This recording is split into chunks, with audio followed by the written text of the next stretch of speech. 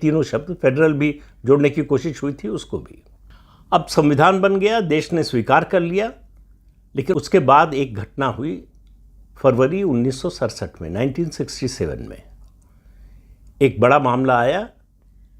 गोलकनाथ का केस आपने सुना होगा, बड़ा मशहूर केस है, जिसमें बेसिक स्ट्रक्चर पर चर्चा हुई और इस मामले की सुनवाई संविधान पीठ कर रही। इसमें कहा गया कि जो प्रस्तावना है, प्रियम्बल है संविधान का, वो बेसिक स्ट्रक्चर है।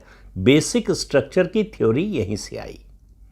ये मुझे अगर ठीक याद है तो ये 7 जजेस की बेंच थी, जिसमें फैसला 7-6 से आया था और ये तय हो गया कि बेसिक स्ट्रक्चर में चेंज करने का अधिकार किसी को नहीं है, संसद को भी नहीं है। तो बेसिक स्ट्रक्चर की डॉक्ट्रिन यहां से शुरू हुई। उसके पहले बेसिक स्ट्रक्चर से छेड़छाड़ नहीं हो सकती, किसी तरह का सुप्रीम कोर्ट का फैसला या संविधान में भी ये कहीं नहीं लिखा है कि बेसिक स्ट्रक्चर को नहीं बदल सकते। अब घटनाक्रम थोड़ा तेजी से घूमा। 18 मार्च 1971 को इंदिरा गांधी बड़े बहुमत से फिर से प्रधानमंत्री बन गई।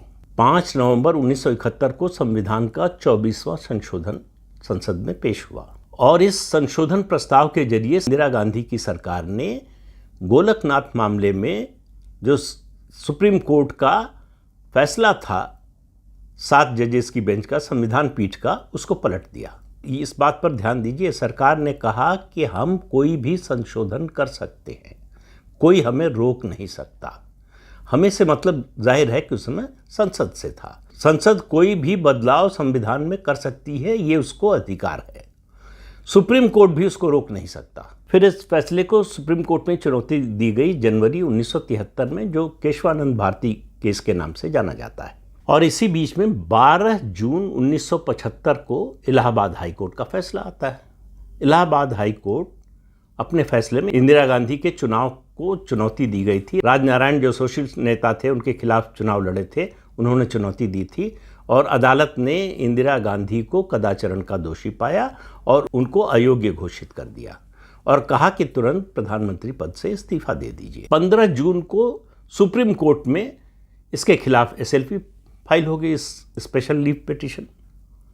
उसमें सुप्रीम कोर्ट ने फैसला सुनाया कि इंदिरा गांधी प्रधानमंत्री बनी रहेंगी, लेकिन प्रधानमंत्री कार्यालय नहीं जाएंगी। प्रधानमंत्री के पद के साथ जो भी अधिकार हैं उनका उपयोग नहीं करेंगी, कोई सरकारी कामकाज नहीं करेंगी और कोई बड़ा फैसला सरकार नहीं लेगी।